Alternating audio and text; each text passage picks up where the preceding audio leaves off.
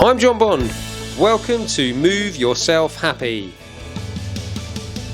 Made for fitness enthusiasts who want to make their passion their profession. Are you unhappy in your present job? Are you passionate about health and fitness? Do you want to release your true potential? If the answer is yes, this podcast is for you. I will be teaching you the specific knowledge that every trainer and coach needs to be successful. So listen closely as I share my expertise with you. So just like me, you can love what you do.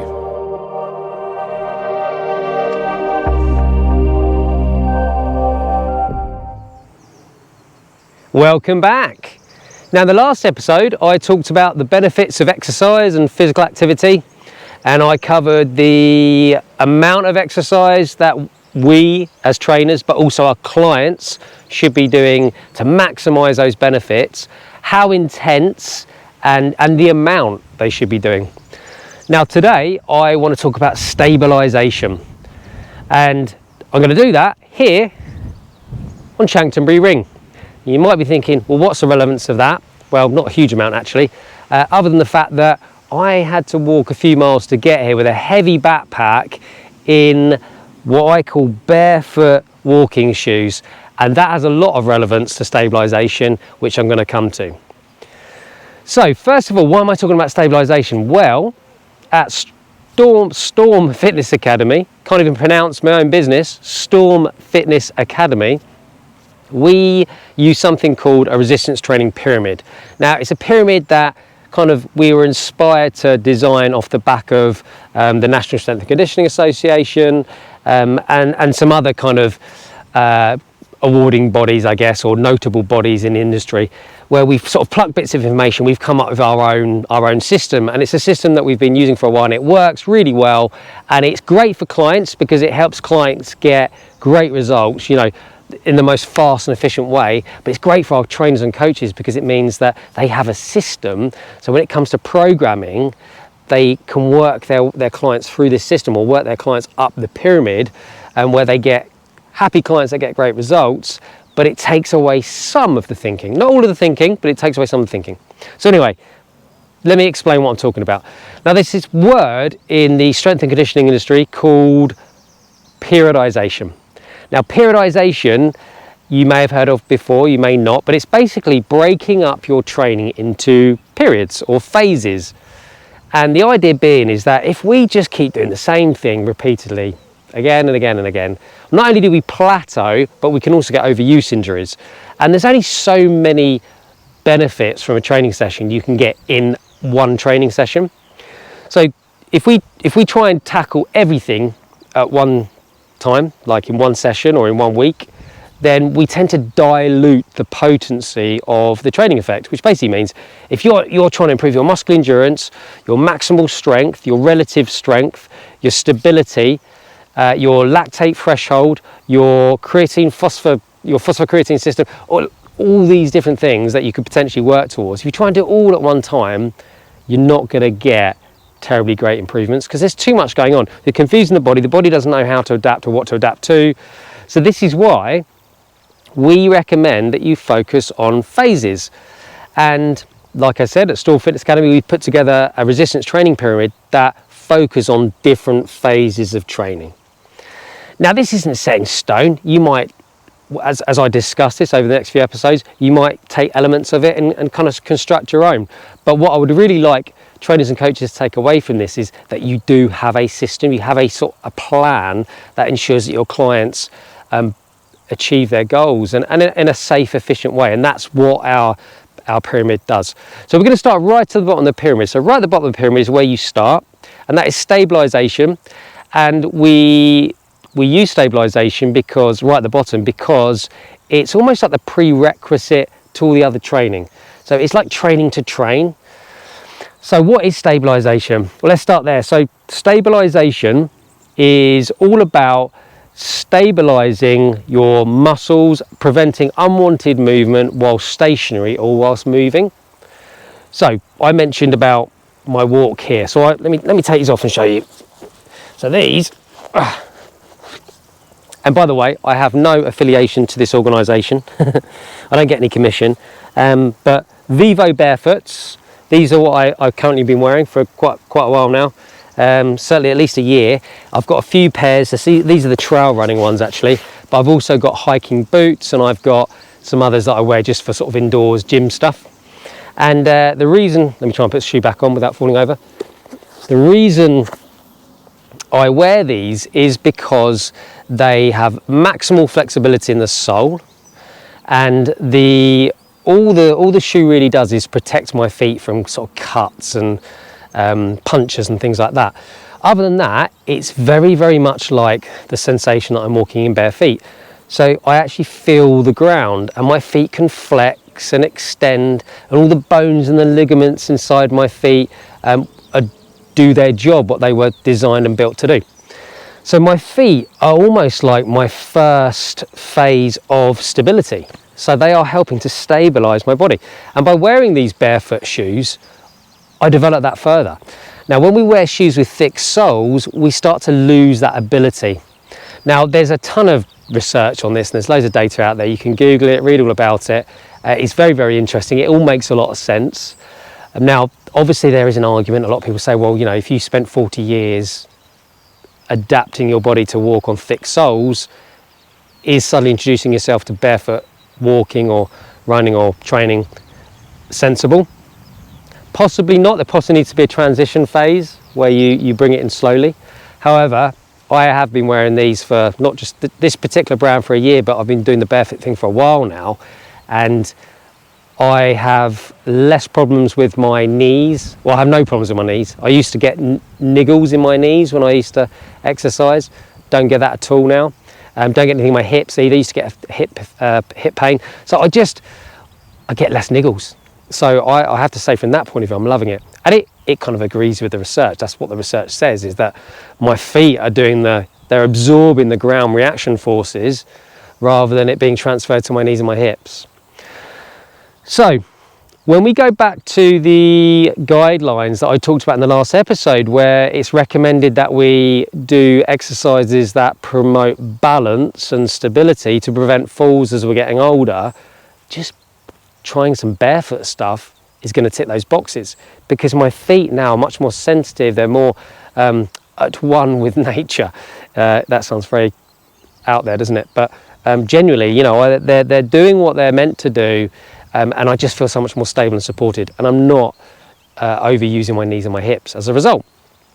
So that's one thing you can do. Now, let's just talk about stabilisation as a whole. So I mentioned that your stability muscles, also known as fixators, prevent unwanted movement. So when you think about doing any type of exercise or day-to-day activity, there's going to be unwanted movement, which we're trying to prevent.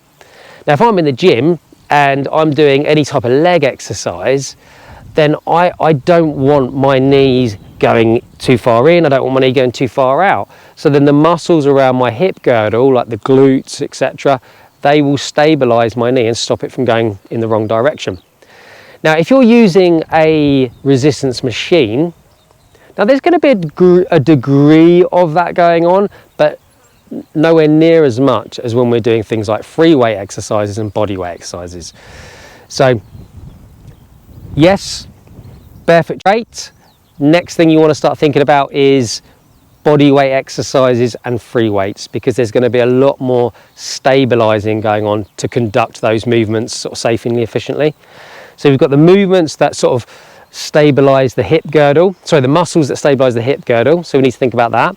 You've also got the muscles that stabilize the shoulder girdle, so like your rotator cuff muscles. If I'm on a chest press machine and I'm pressing the bar backwards and forwards, well, it's a machine, which means it can't go up, it can't go down, it can't go side to side, it can only go back and forwards. So as far as the strengthening the fixator muscles and the stabilizing muscles of the shoulder, there's very little of that actually going on. Whereas if I'm lying back on a bench with dumbbells, and the dumbbells can go this way, that way, then there's a lot more stability going on. Not only that, but I'm also having to keep myself engaged, all these muscles around my spine engaged, so that I'm supported on the bench. So think about stabilization of the hips, stabilization of the ankles, stabilization of the shoulders. And the other one we've got is obviously our spine, and that's the one I guess people talk about the most. When someone says stability, they think about the spine. And yeah, preventing unwanted movement of the spine. Now, if you're doing things like heavy back squats, things like deadlifting, your technique's got to be so good that you will be strengthening your stabilizing muscles within the spine. Now, a lot of people argue that if you're doing heavy back squats and you're doing heavy deadlifts, you don't need to do any type of stability work at all. Honestly, I don't know. I don't know, because there's as many people arguing for that as there are arguing against it. I do both. So, you know, yes, I'll do a phase of training where I'm just focusing on trying to get strong, and I probably am going to be developing some stability if I'm using good technique when I'm doing that. But I also do a phase of training that's focused on stabilization. So I guess I lean more towards, yeah, we should spend time focusing on just stabilization than just expecting to get good results by lifting heavy deadlifts and doing heavy back squats. Plus, not everyone wants to do heavy lifting, so that's to be considered as well. So we've got things that we can do to work on stabilization of the spine. Now, you've got stability balls, which obviously are great, but you do have to be careful that you don't get too overly creative with exercise on a stability ball, because, you know, I was going to say I've seen trainers, but I think actually I haven't. I think I've just imagined this or seen people taking the mickey on YouTube. But I was going to say I've seen trainers like balancing on their knees, you know, doing single overhead shoulder presses in gyms. I don't think I have actually. I think I've just seen that on YouTube of people taking the mickey out of those types of trainers, but maybe they exist. But the point is, you're not training somebody to compete in the circus or whatever. You're training someone to strengthen their spine, to prevent injuries, to improve their general well-being and performance if they're an athlete. So there does become a point where you don't need to keep challenging the stability anymore, like balancing on one leg on a stability ball, juggling kettlebells, for example. But stability balls do create this sort of unstable surface where, yeah, you're going to get more things engaging around the spine.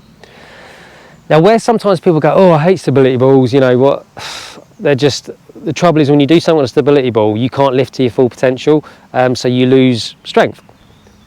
Correct. Which is why we have a stability phase where the main gains we're concerned with during that stability phase is improving our stability. Now, you'll be able to maintain some strength, but it's not your sole objective, it's not your sole goal during that phase. Remember, we're sort of training to train. We're training so that our future selves are going to thank us for it, because we're reducing injury risk and we're going to actually be better in our performance, because you've probably heard the expression before, you can't fire a cannon out of a canoe, which basically means if you've got a weak core, the energy transference from the floor through your legs is going to dissipate when it gets to your core, and you're not going to be as powerful. A boxer throwing a punch, if they've got a strong core, they're going to punch harder. A baseball player, there's numerous examples where you need that transference of energy and force through the body, and you don't want the spine to be that weak link. So that's where stability is really important. So as I said, a phase of training focused on stability, and that's where you can be doing things like, you know, more barefoot training for your ankle stability, uneven surfaces. When I walked here, I'm obviously walking on the downs. A lot of the surface is very uneven, so it's challenging my ankle stability a lot more. So my ankles are getting stronger, and it's not just the muscles, it's the tendons and the ligaments. They're getting thicker and stronger, more robust, more resilient to those uneven surfaces and those changes in movement. And my proprioception, so my kind of awareness of my body in space, is getting better, which also helps reduce injury risk, and again, particularly as I'm getting older. So you've got that. You've also got things like wobble boards. You might have seen them like Bosal balls and things. When you're doing exercise on those that are challenging, again, balance, not just the stability of the spine, but also still the hips and still the ankles, because it becomes harder to keep everything in alignment. So we're challenging those areas as well. Now, I'll just reiterate, yes, you're not going to be able to lift to your full potential. So if you're trying to do your normal barbell back squat on a Bosal ball with the regular load that you lift, that's ridiculous. You're not going to be able to do that. So you will have to compromise on that load. So just be sensible. Start off with no load and just gradually build up from there. So we've got uneven surfaces, you know, different terrains, bosal balls, wobble boards, doing things on one leg. So we call it unilateral training. Anything on one leg is going to challenge stability more than doing things on two legs. Using one arm. When we do one arm, apart from the fact that we can look for differences between the left and the right side of the body. So I'm left-handed, so I will naturally notice that I'm more dominant on my left side.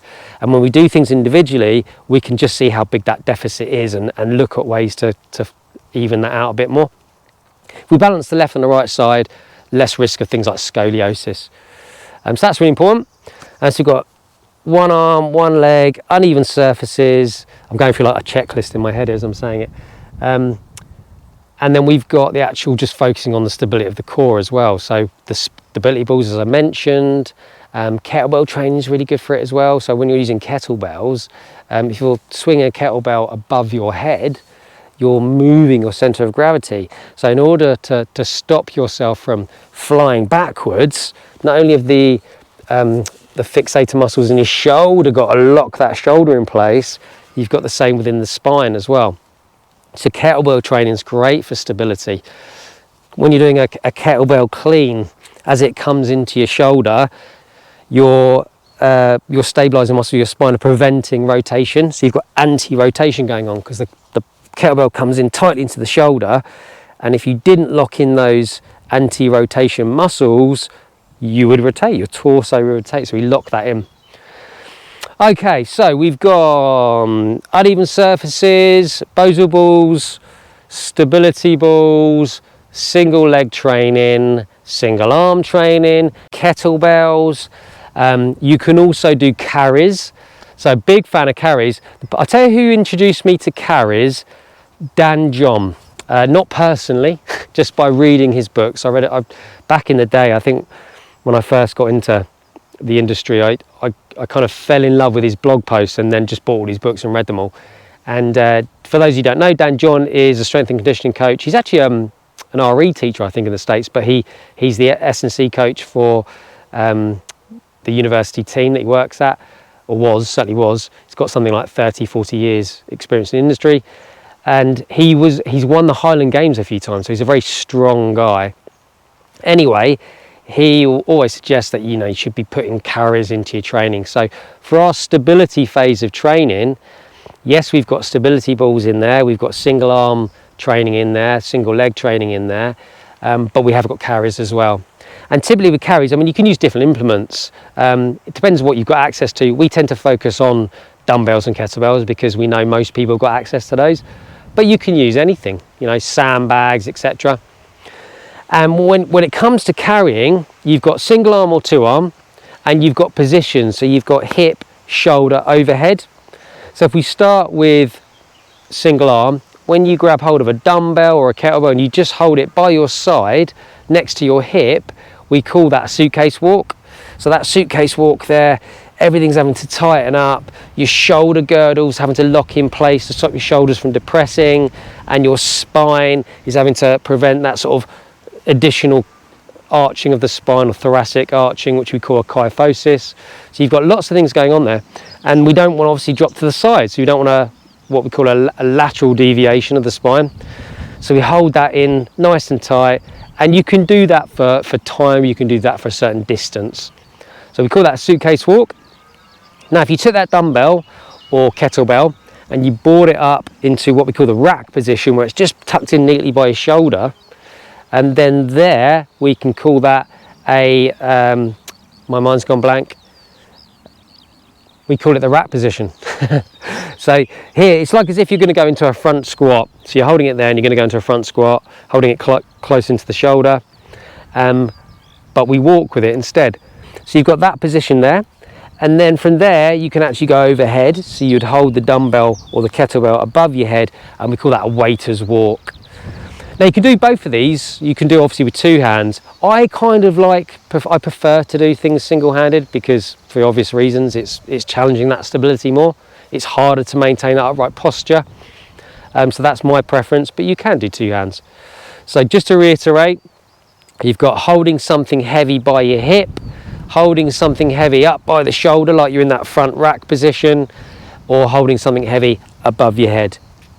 You can do that for walks. You could, if you wanted to combine that with another movement pattern, you could do that with walking lunges. You can do it on step ups, walking up and down a step.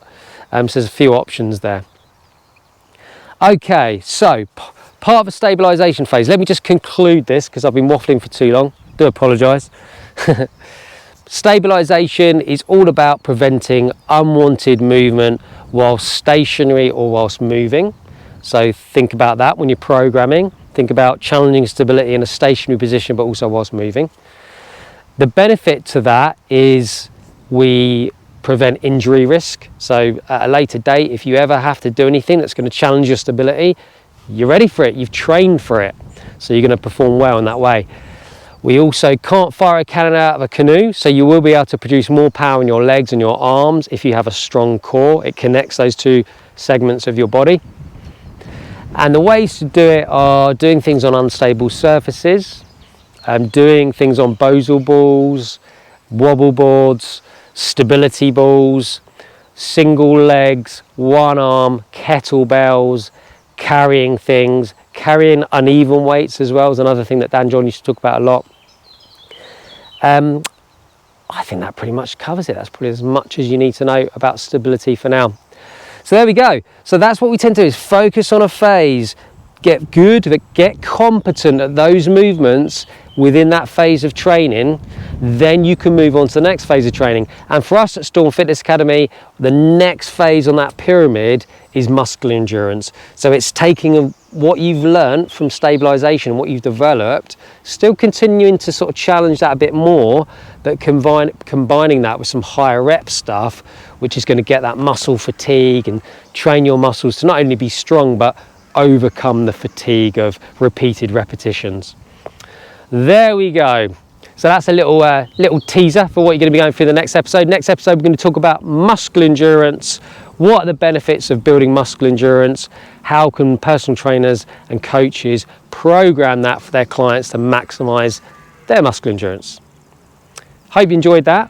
Have a good day. Stay active. Now, if you enjoyed today's episode, something you can do for me is subscribe to my show. And if you know anyone else that might be interested in this content, then please share it with them too. You can also head over to our socials and follow us on TikTok, Instagram, Facebook and YouTube. But if you're ready to take that next step, visit our website, www.stormfitnessacademy.co.uk, fill out a contact form, that will come straight to me. I will contact you shortly afterwards, and I look forward to speaking to you then.